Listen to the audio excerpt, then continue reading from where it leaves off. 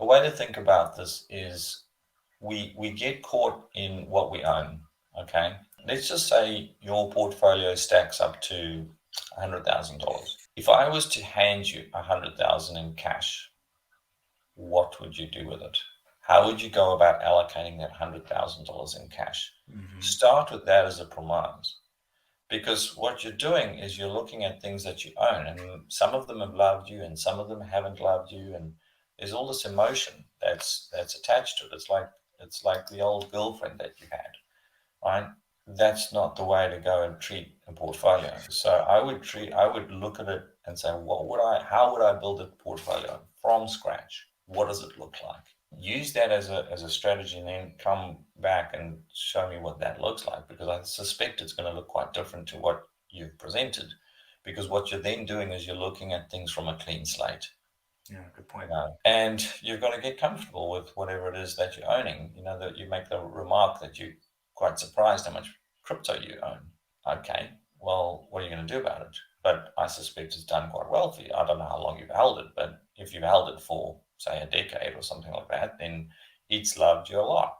So there's a bias that comes with that. Gold, if you've held gold, it probably hasn't done that much for you. It's only in the last couple of months it started moving. Hmm. So you might not have the same love for gold as you do for crypto.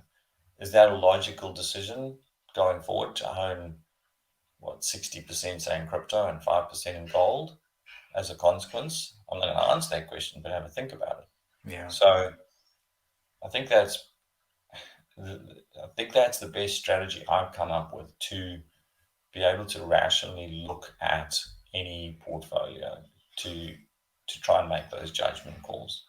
You see, because here's the risk. Let's say I get run over by a bus tomorrow. Let's say the entire business goes away. Hmm. It's like Ghostbusters. Who are you going to call, right? So you don't necessarily, you're going to want to be.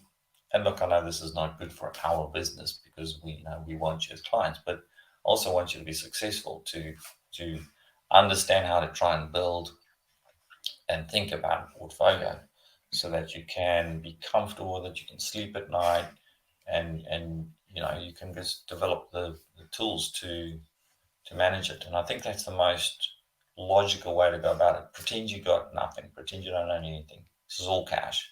And Hmm. then go, okay, the world's my oyster. Where do we go? What do we do?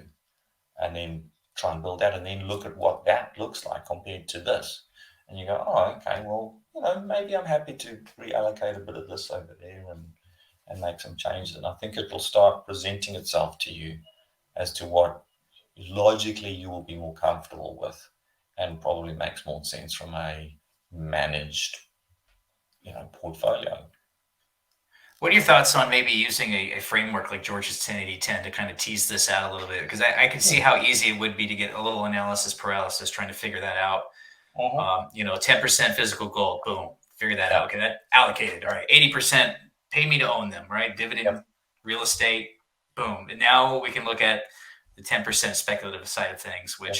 which a That's lot a of that's this, a good framework. and Yeah. just work through that. That may be a good start. So, I think so. And yeah. and look, like because we're a part of that, right? So you Mhm. think about the 10-80-10, we might be part of the 10, right? And within our 10, we've got like 10 different sectors. And so we broadly said, look, go and say 10% roughly into each of the sectors as a broad, so you can just map it out and then go, okay, what does that look like? And how far away am I from what I think seems rational? And then and you don't have to do it all at once, but you can kind of build yourself towards a situation that is, I think, probably more robust.